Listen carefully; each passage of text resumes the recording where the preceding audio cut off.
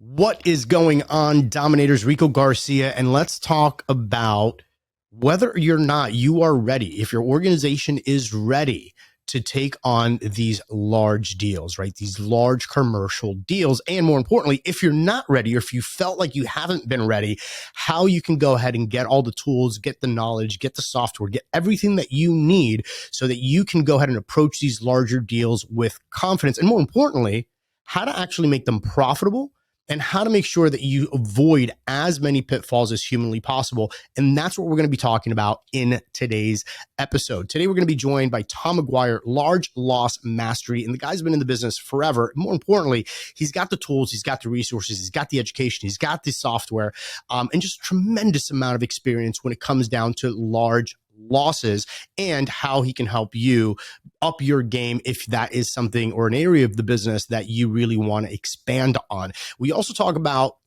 how the smaller restoration contractor can go ahead and still participate, right? How he can get little slivers of success when it comes down to these larger commercial projects. This is an amazing interview, tons of information. Hope that you're grabbing a pen and a sheet of paper because you're going to want to take some notes.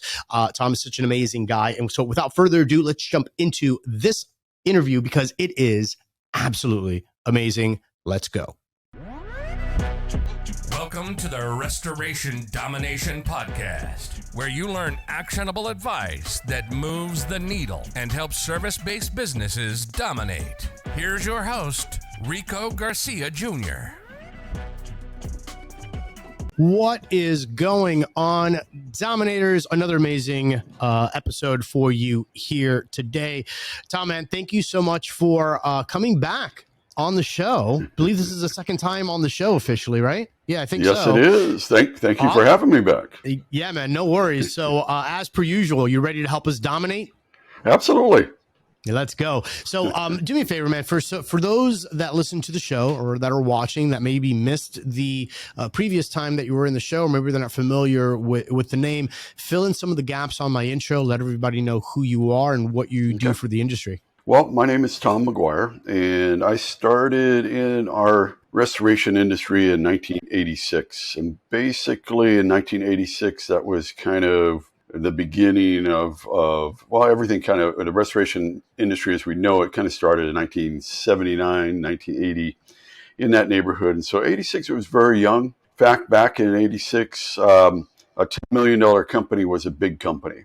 So in fact, you were the biggest companies if you're a $10 million company. And so it kind of puts things in perspective of where we are now. Our landscape is scattered with $10 million companies everywhere throughout the U.S. and Canada and soon in Australia. So it's an industry that keeps growing, and I'm real happy to have grown with it. And I've never been one of those get off my lawn guys, and so I'm very happy with everything that I see happening.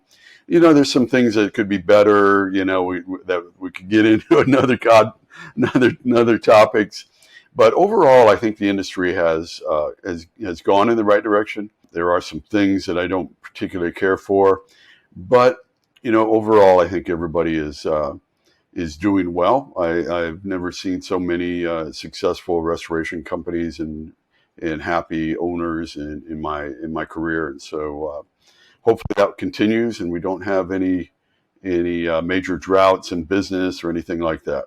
So let's unpack that a little bit, right? And I think that's like a perfect segue because you said that you've seen so many happy restoration business owners, right? And that is sometimes easy for, let's say, you, the outsider that's literally looking into these other businesses, right? To be like, man, like these guys are really happy. But sometimes when you're in the mix, sometimes we lose sight of how good we have it, right? Let's talk about that. Like, what do you see as far as a business is concerned? What do you think makes a good, healthy, and happy business for a business owner? What should a restoration contractor who's building and scaling his business, if he wants to stay sane throughout the process, if he wants to, be joyful in what he does, if he still wants to be amicable with the people that he's working with, what's some of the secret sauce that maybe you as an outsider looking at all these different companies, you see some of these high octave entrepreneurs, what makes them happy in their business? Well, there's all different levels of entrepreneurship, and so some are extreme high energy, and they never stop, and so that's their engines can completely always going. And then there's some that they're more conservative in their approach and how they do things. But the number one thing, if you want to succeed in anything, is to have people that can help you paddle. That can help you get through those times, and that are the foundation of your business, because you can't do it alone. And so that's the number one thing, regardless of if you're high energy or in that mid-level or even low energy. You still have to have those people that that have your back and are helping you paddle, and that's the most important thing. Other than that, passion then is the number one thing. You have to love what you do.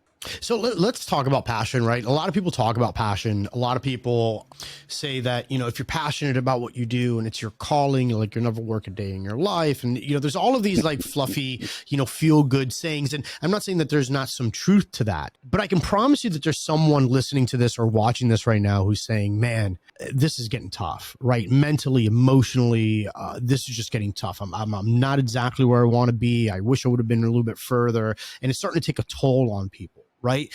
And there's also another segment that they kind of bumped into the business. It's not really their passion. And then, next thing here they are, they're the owner of a restoration company, and, they're trying to get passionate about it and they can't quite put their finger on it. So let's unpack this word passion.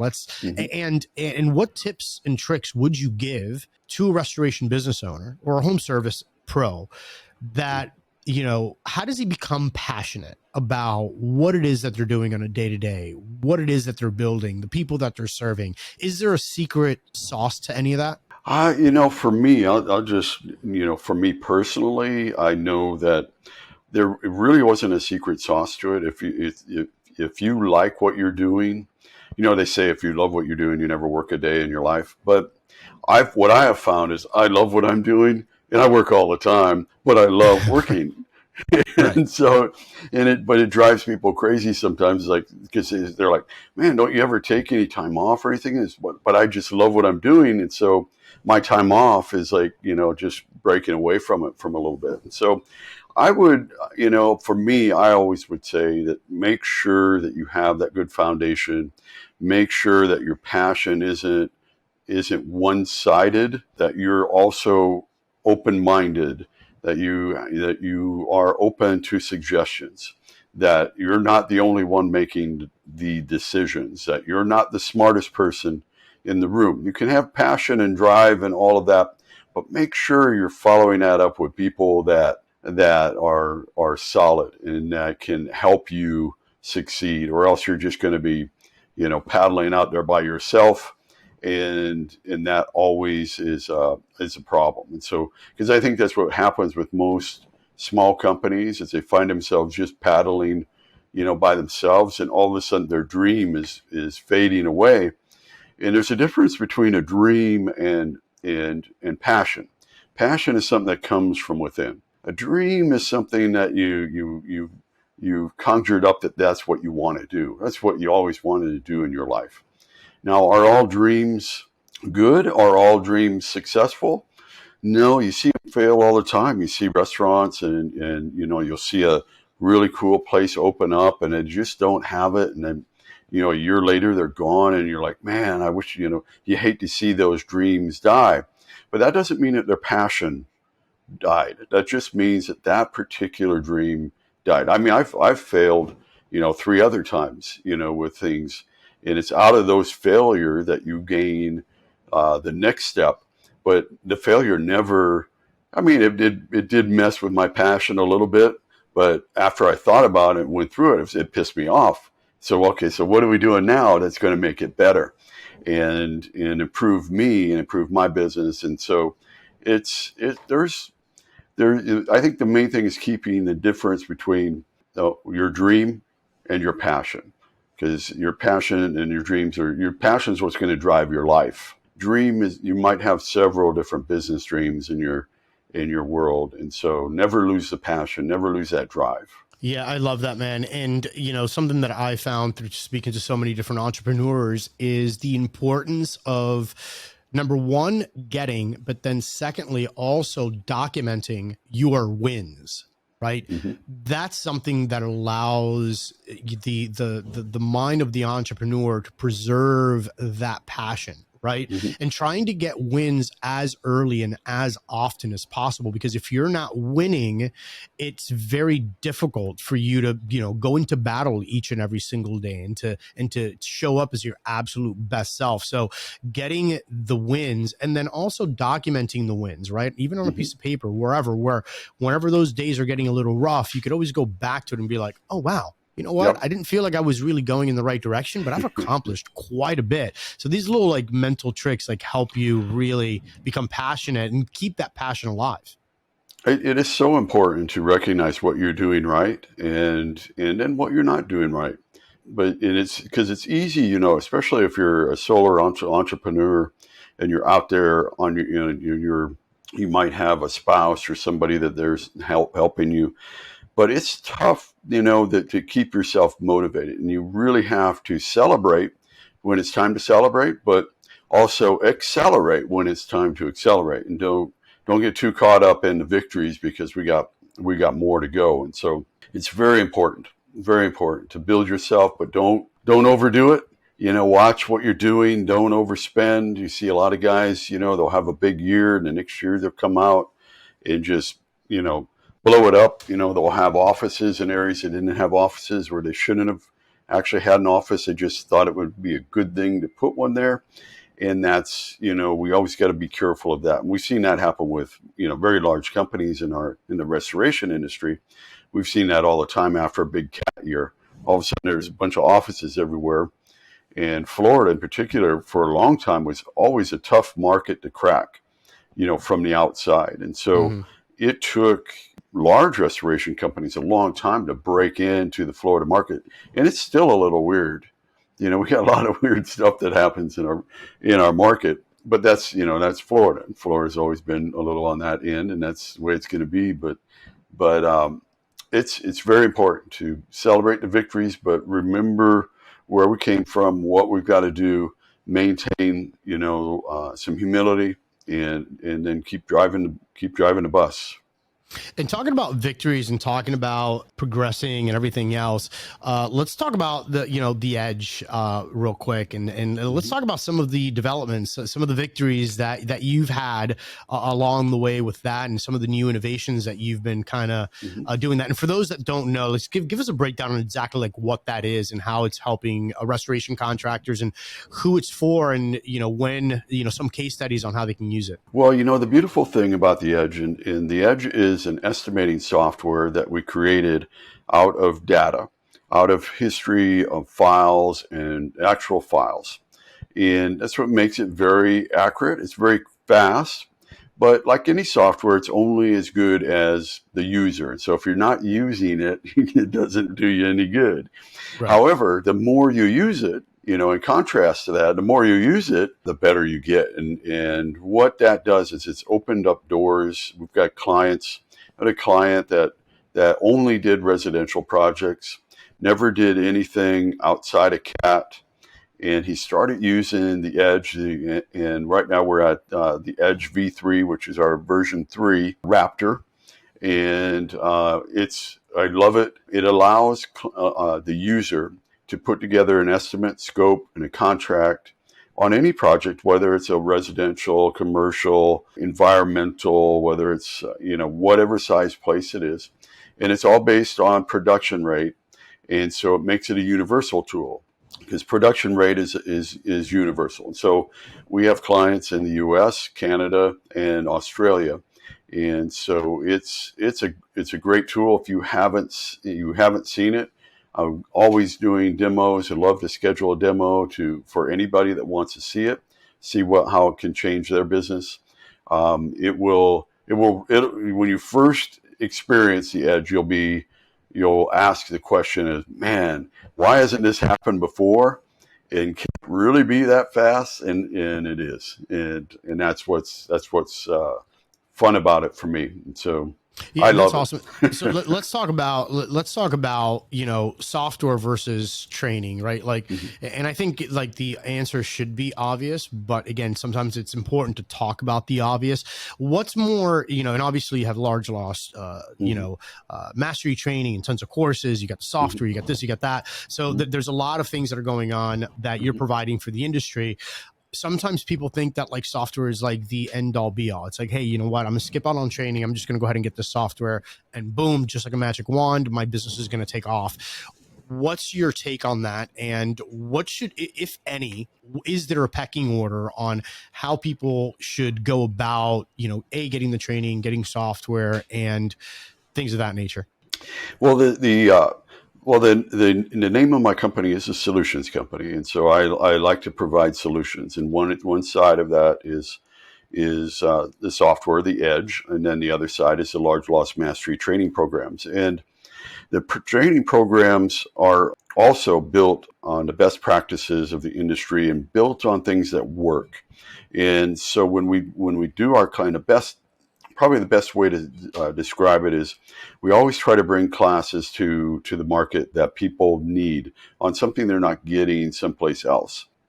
We focus a lot on management and in doing the job, getting the job, managing the job, and in focusing all of that on that level.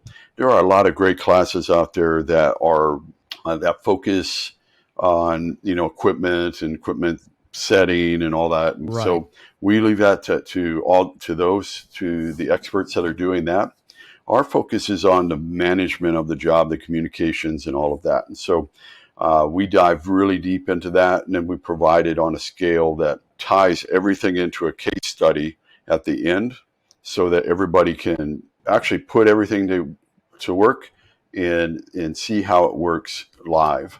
And then we also have our business development class, which we have our business development class coming up here in June, which is one of our favorites here in Cape Canaveral. We're here at Cocoa Beach, Cape Canaveral, and so we see lots of rockets, and we love this area, and we love everybody to come here for that class. And that's it's just really important. I get calls all the time and said, man, Tom, you guys that came in to the class in 2018 when right after we started, they're like, man, Tom, you changed how we do business. You changed how we think about things, and it changed. And now after 5 years later, they can see the results, because it's not always about instant. We live in an instant world. Everything's got to happen right now and all that. And if it doesn't happen for us, we get all freaked out. Sometimes the best things happen 5 to 10 years down the road from things that you learned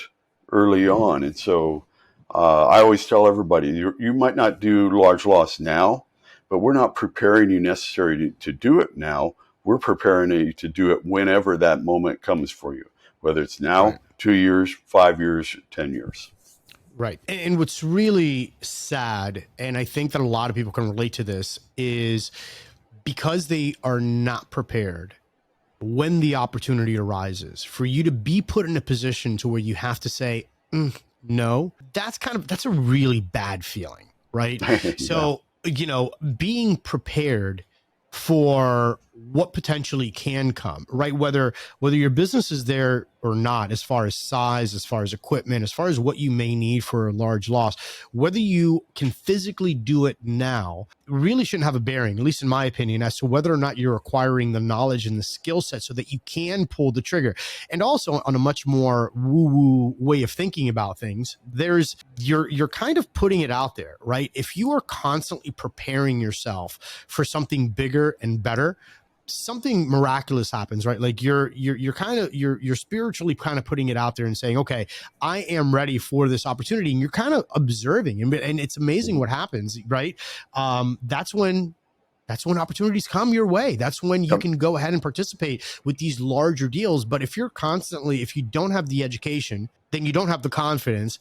And if you don't have the confidence, then you shy away from these opportunities. You don't have those high octave conversations. You don't go out and maybe do certain types of biz dev in certain locations because you're just simply not ready, right? So the importance of educating now is really important. But then how much of that large loss stuff makes your smaller stuff so much easier, flow so much better, get paid so much faster? Can you talk about like how that relates, these larger projects, even if a company isn't ready to take on them now, right? Because I think there's a certain portion of people are like, well, large loss mastery, well, I'm not doing large loss, maybe this doesn't apply to me, right? But what can they take away from that and the communications and the workflow, and how can they apply it to smaller residential, let's say? Well, the number one thing to always remember is the only thing that really separates doing a big job and doing smaller jobs is resources. And Right. inside that resource, there is the resource of money, the resource of knowledge. Do you know what you're doing? Strategic partners. Do you have strategic partners to do this? And then just equipment. Do you have what it takes to do the job? And sometimes, we might not have the money. So all right. So you want to find somebody that does, that you can team up with. You might not have the equipment. So find somebody that does, a strategic partner. You might not have the experience and the knowledge. And that's where you have to go to a place where people with that knowledge are, and they're giving that in the form of training.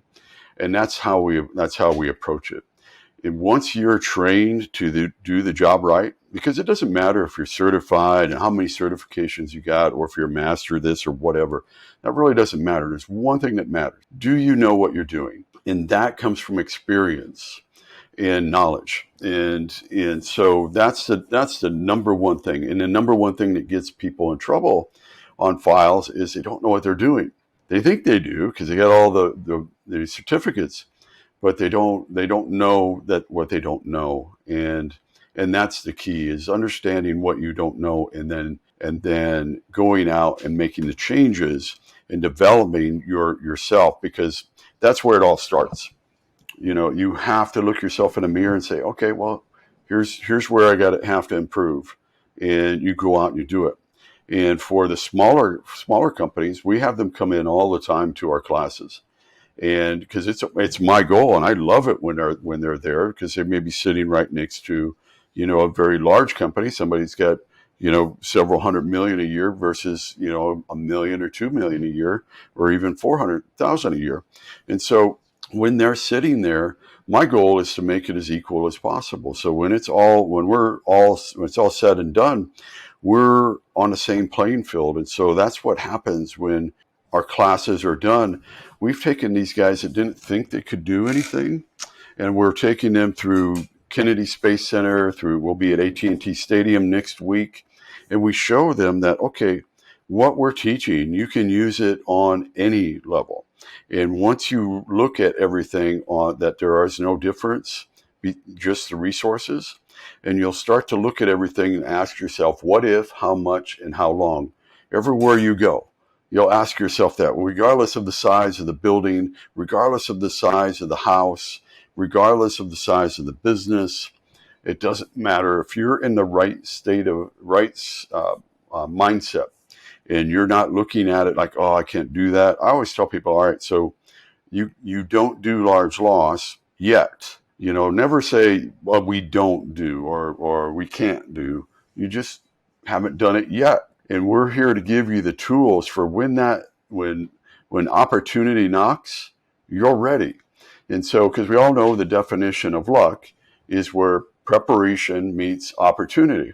And so, for everybody on the outside, they'll say, they got lucky. They got that big job. Well, no, they've been working on trying to get that big job for years. And by putting all the pieces together, that made it look like luck, but they've actually been working and ready for this job for all their life. And so it may look like luck on the outside, but it's usually never is. It's usually behind that is a lot of hard work. Now, there are some catastrophes where some guys have gotten out and they've gotten lucky, but they'll come back. Remember when we were talking about, guys coming back and overspend that second year, and they'll be, and then in 3 years, 4 years, you don't know where they are, and because they're gone. And so it's very important for when we see large loss mastery, it's not just about large losses. It's about all losses. It's about all restoration, and it's about preparing you for that moment when opportunity knocks, and it will. And it will, and when it does, it will change your life. Yeah, man. And I totally agree with the whole luck situation, right? There's a lot of people that say, oh man, that guy, my competitor, he got lucky. But there's a lot of things that happen behind the scenes. But I want to give people a nugget of gold. I want to go ahead and give them something really valuable, right? Because there are people that are listening to right now and that are watching that already do large losses and they're masters at it. They've got great big teams that are constantly prospecting and developing, new business relationships that allow them to get these large losses. But there's also a lot of smaller entities out there that don't have the equipment resources. They don't have the financial resources, but they have time and they have the ability to market and they have the ability to build relationships. So what I'd like to have you share with everybody is just your concepts on how a smaller entity through strategic partnership, through putting boots on the ground, how even if they personally are not able to execute on these things, how by having all of these other things already in play, how they can profit massively on just by making the right connections. But before we get into that, let's just take a quick moment and thank our sponsors. All right, Dominators. So if you are looking for a job or you're looking for career advancement inside of the disaster restoration industry, well, listen, look no further. I want you to go ahead and reach out to Wylander. Wylander is the leading job placement firm inside of the disaster restoration industry. From technicians, estimators, project managers, you name it. If you're looking for a position inside of the restoration arena, Wylander has got the connections that you're looking for. All right, listen, maybe you're a veteran and you're just looking to advance your career, looking for additional opportunities. Well, listen, I invite you to reach out to Wylander, have a conversation about your future. I'm sure you're going to be thrilled. Did you know that you can create more accurate estimates and avoid costly estimating mistakes with the Actionable Xactimate Profile? The Actionable Profile actually provides you with live estimating guidance while you are writing your estimate. That's right. Actionable's Xactimate Profile will literally tell you when you're making a mistake. And it's also going to remind you about all of those line items that you probably should be adding to your scope anyways. Again, all of this happens in real time while you are writing the scope. It's a win-win, less mistakes and including more warranted line items along the way. That's what it means to estimate with the Actionable Profile in Xactimate. Hey guys, let me ask you a quick question. Do you want to get paid faster and collect more on your insurance invoices? Then listen, look no further than One Claim Solutions. OCS is an insurance billing specialist that works with adjuster on behalf of people just like us, restoration contractors, to accelerate our receivables cycle and, more importantly, increase our overall collections. Contractors that work with One Claim get their invoices paid on average in around 32 days. And in most cases, actually see an increase in the collections that more than offset the price of the service. So in a lot of ways, this makes OCS effectively free. And that's even before you start to count in the overhead savings that's tied to billing and all of the other administrative burdens that go along with that. So I tell you what, let One Claim Solutions deal with carriers so that you can spend more time on what matters most, which is running your business. Get your free consultation today. Head on over to oneclaimsolution.com/dominate. Once again, that is oneclaimsolution.com/dominate. All right, guys. So now we're going to be getting into the nitty gritty because I really want to go ahead and talk about this, right? Because there's a lot of guys that are probably out there and they're like, man, I'm just not ready. I don't have the resources. I don't have the financial capital. I don't have the personnel. I don't have enough equipment. But I'm here to say that, and I know that there is so much profit in just marketing properly, putting yourself and your organization out on the forefront and still capturing, at least putting yourself in the line of fire of this large loss.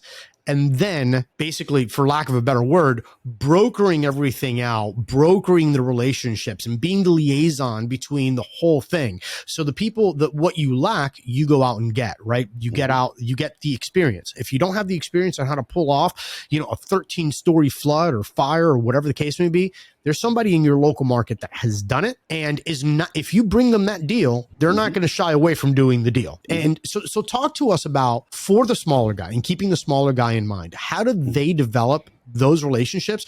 And more importantly, what's the profitability, if done right, for that smaller individual, having put all these resources together to be able to take care of the customer? Well, it's what you have to do is always focus on what you do well and look around and get to know your neighbors, get to know your competition, find out what they do well, what they don't do well, and then do what they don't do well. However, what you can do if you have, or in addition, I should say, if you have areas and you're in an area where maybe a major company doesn't have a location, you can reach out and say, hey, I can give you that little footprint. I can be your first responder and take care of the first end on some projects. And you could be a first responder on some very big projects. And you won't have the big piece of the pie, but you might have a big piece of pie that's for your business.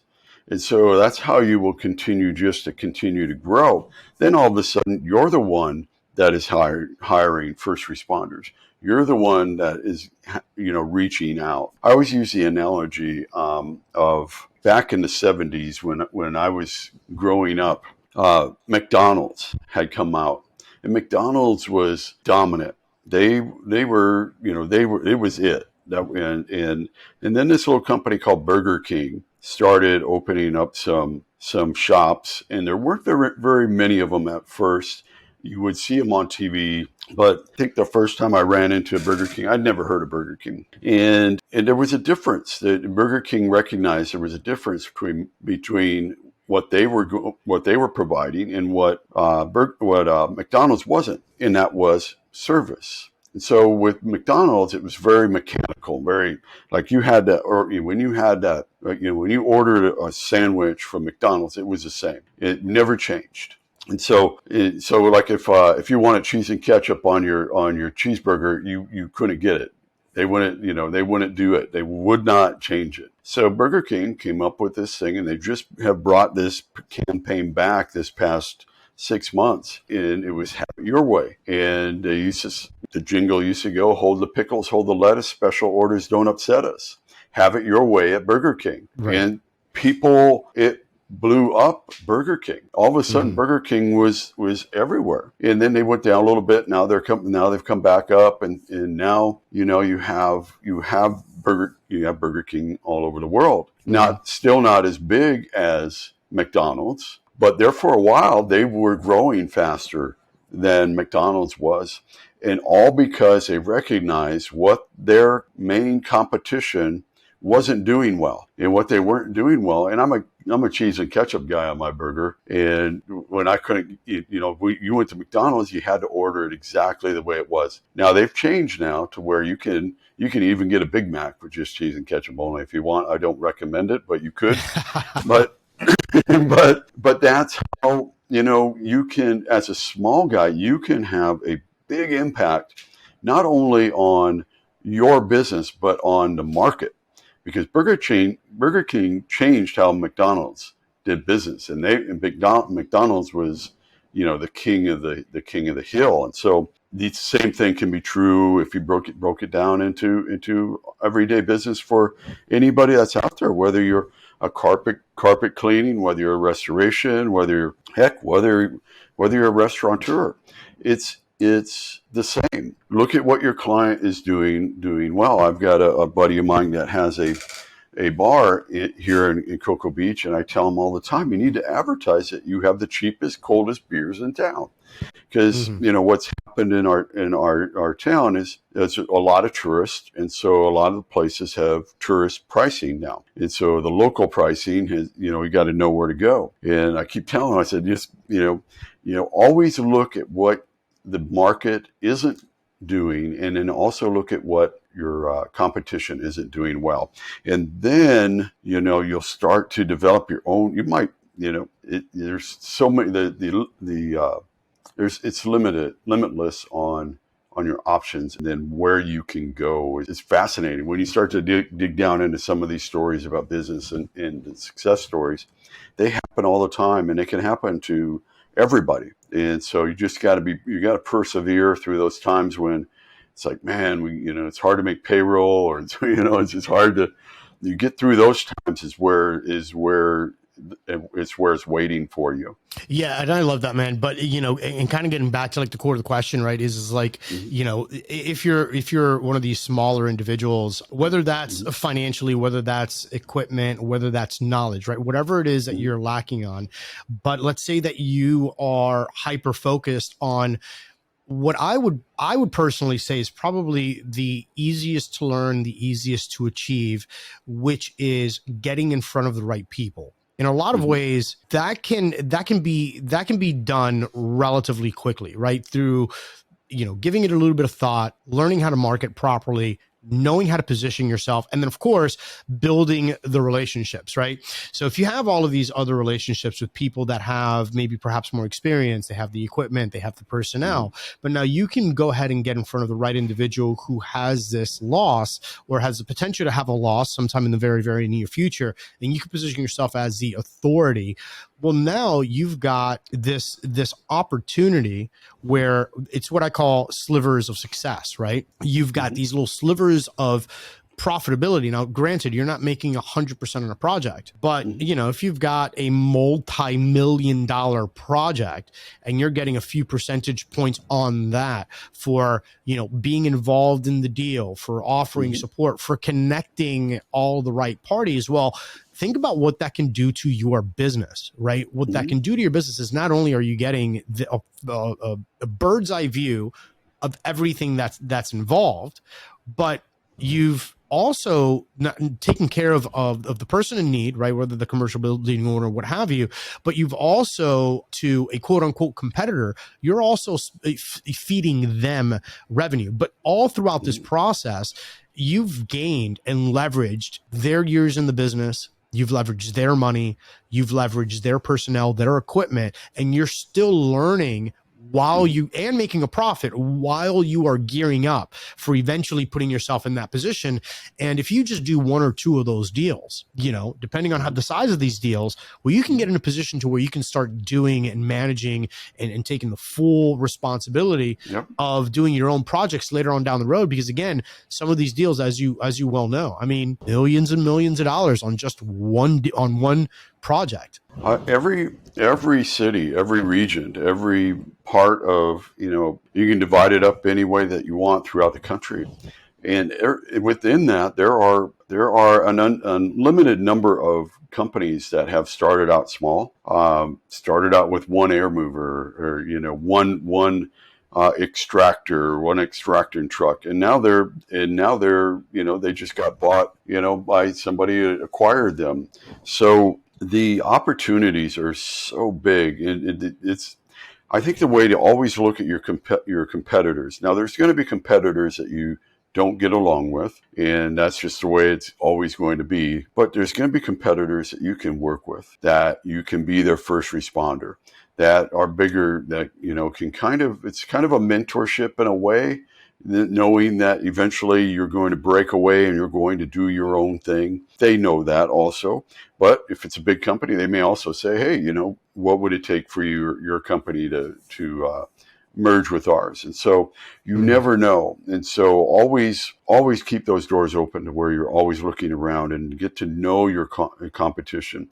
Go to the events where they're going to be. Get to meet some of the players in that are there. Make sure you're active in the community. Make sure you know what's going on in your town. If you don't know what's going on in your town or your village or wherever you are, then you're not going to understand how to do your business, because your business you got to understand your clients before you can understand, how you're going to expand your business or expand your market. And that's difficult. But you have to define it yourself. And so you have to pick realistic goals, not, go too over the top, but find those people that you can work with, that you can be their first responder, and that will turn the corner.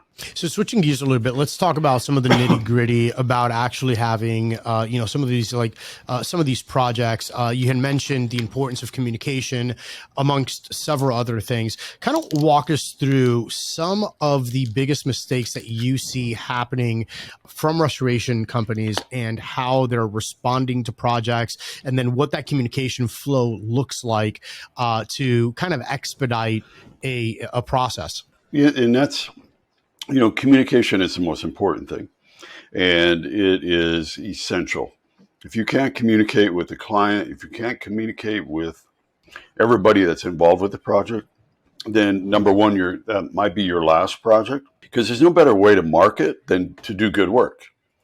The better you operate, the more projects that you do well, the better that marketing opportunity is for you. It will just grow exponentially, and just by doing the job right, because there's going to be somebody over here that's going to say, man, next time we got to hire those people. And you can even be in the middle of a catastrophe, and you have a job going on over here, and then all of a sudden these guys on this side say, well, we want what's going on over there. Why can't you guys provide what they're doing? And then you have to, you end up with their job. And so, but those do happen, but it all does come back to communications. And communications, what we teach in large loss mastery is how to document. If you don't document it, it didn't happen. So you got to document. You got to have the original documents. You got to have the timesheets. You got to have all those things. If you don't, you're just going to be fighting an uphill battle and getting paid. And also, you don't want to be that disaster after the disaster. And you can become that with your paperwork, with your documentation, how you manage a job, how you communicate the job. That can become a disaster. Now, some disasters don't happen until you provide that invoice and you bring it in. It's like, everybody's like, what is this? And you didn't communicate anything that was changing, anything that you were doing on the project until they got the invoice. And that is the absolute wrong thing to do. You want to make sure, because bad news doesn't get better with time. It gets much worse. And so it's very important that everybody understand when there's a change in the scope, there's a change in the price. Here's what's happening. Everybody signed off on it. No surprises. And so communication is the most important thing when it comes to doing any project, whether you're doing commercial or residential. It's a little bit different in the residential world than it is commercial. There's a little less emotion in business than there is in residential. But overall, it's still about communicating. And I've never been a big, all my projects were all commercial. And I love commercial work and still love getting out into catastrophes and all of that. But there really isn't any difference. And it does all come down to communications and how are you doing? Are you doing the job right? Do you know what you're doing? Right. And so I think that this is like a good segue into, large loss mastery and the courses that you provide and the workshops that you provide. You have several workshops and courses that you're going to be doing. I mean, your calendar is like packed. I mean, you really don't sleep at all. Like every time you and I speak, or I reach out to you, you reach out to me. It's like, you always got something going on. So you've got several that are coming up, one here in Florida pretty soon as of the time of this recording. And then you've got other ones throughout the rest of the year. Talk to us about that. Talk to us about if someone wants to start acquiring some of this knowledge, like what they can expect, what they're going to learn, how the curriculum is laid out, and more importantly, like why they actually need it if they want to grow their business. Well, the reason the reason what they would need from large loss mastery and the core of it is these are all the best practices. This is what has worked and what hasn't worked. And for guys that have been in the industry for the last 40 years, and I've been blessed to have worked with some of the best. And I just, we took information from all of those guys, and we're still using data that they've gathered up because they're all still very active in our industry. And we plugged them into tools that work. and that's the beauty. That's the beauty of it. We'll be in Melbourne, Australia, in next month in May. We'll also have a technician course. What we call our super. We call our. We will have the super tech guys there, but we're going to have it's our super course with technicians and project managers that will be in mid-May. And then we have our business development course coming up right after that in Cape Canaveral in June. And so very active schedule between now and then. We'll be in Dallas next week for a sold out class in Dallas. And so we'll be at AT&T Stadium. That's our one of our case studies. Will be at AT&T Stadium, and we do that with the classes, especially with the estimating, contracting, and scoping class, because we want to put everybody into work mode. So we go through a day and a half of training, and then everything goes into the case study. So the case study, for example, when we're here in Cape Canaveral, is a resort fire and water case study. We'll throw in some mold and some COVID, depending upon the case study. And then we'll also throw in something out at Kennedy Space Center. And so what that does is you have kind of some normal jobs that the guys would get, hotel rooms and things like that. But then we wanted to get outside the box to show them what they just learned to use on any size building. Now we're going to go out and we're going to look at some wild stuff, and we're going to apply the same stuff, the same formulas, the same procedures. And we show them that how just by following what we teach there, they can estimate on any size project of any kind. We even, part of the exercise is even, there's a rocket garden out at Kennedy Space Center. And that's even part of the exercise is how long, and what would it take to clean a rocket.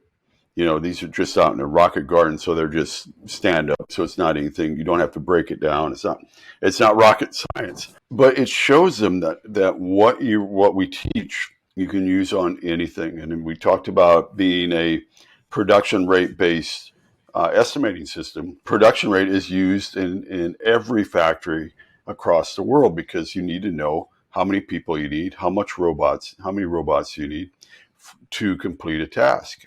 Right. Yeah. And there's obviously like so much, right? Because that's such an important component of, and it's so basic, right? And it's just once you train yourself to answer those basic questions, all of a sudden you start finding all the commonalities in a project, and the larger projects become somewhat less daunting because now you've got somewhat of a mental formula and a physical formula as to how to properly estimate. And that way you don't feel like, okay, I could really take a bath on this, or I'm going to slit my own throat throughout this process and just bleed out profitability. Just having that confidence is so important. And so obviously you have like so many of these like projects that, people can kind of get that like hands-on experience, right? That idea of how to properly deal with this. I know that you have and I want to mention this now before we go ahead and sign off, largelossmastery.com /register now, register-now. And there will be a link in the video description as well as in the show notes. You've offered our listeners a discount. If anybody is open to and wanting to go ahead and up their game and just, really getting hands-on, and more importantly, putting themselves in a position to where they can take on, these projects with a lot more confidence, and you want to learn more, there's a special discount code, which again, I will include in the show notes. So that way, if you don't need to like pull over and take notes or anything, Elite 10 is going to be the discount code. And that also works. The same discount code also works for the software as well, correct? Yes. And then what will happen is once you come to one of our classes, you can still use that code and you'll have another discount code. So everything, once you go to one of our events or you buy software, the price will always continues to go down a little bit each time because you become a VIP of ours. We consider every client that we have. I love people, and I love the business that we're in. And even with the software, when you have an issue, the first phone call that you get is with me. And then if we need to get the developers involved, we'll do that. The same with the courses. When you send an email in for the course, you're going to get a response from me. And I like it that way. And for now, that's the best way for us to continue to grow our brand, because it's about quality. And I want everybody to know that they're very important, and that they're going to be talking with me in regardless. And so, yes, I look forward to. And if anybody has any questions, just drop a line or give me a shout, and we'll get you taken care of. Awesome. And Dominators, is going to be, I'm going to go ahead and include in the show notes and in the video description, I'm going to go ahead and provide you with Tom McGuire's LinkedIn profile, like all of this stuff, all ways and mediums to get a hold of him. If you have any questions, is going to be there, as well as the discount code that's being offered for the course, as well as the software, if that's something that you're looking to get into. And again, just personal note, like I think that, as a restoration company, regardless of where you're at in the game, preparing yourself and putting yourself in a position to get quote unquote lucky is one of the responsibilities that every owner needs to have. And what better way than to be armed with the knowledge, have the resources already at your fingertips, so when you're presented with the opportunity, you can go ahead and pull the trigger and ultimately profit. So Tom, thank you so much for taking the time out of your day to hang out with us and let us know everything that's going on. And we look forward to having you back on the show here sometime soon. All right, Rico, it was my pleasure, my friend. Thank you. Awesome. And Dominators, make sure that you check out the links. As always, I'll catch you on the next one. Meanwhile, hustle, hack, dominate. See you soon.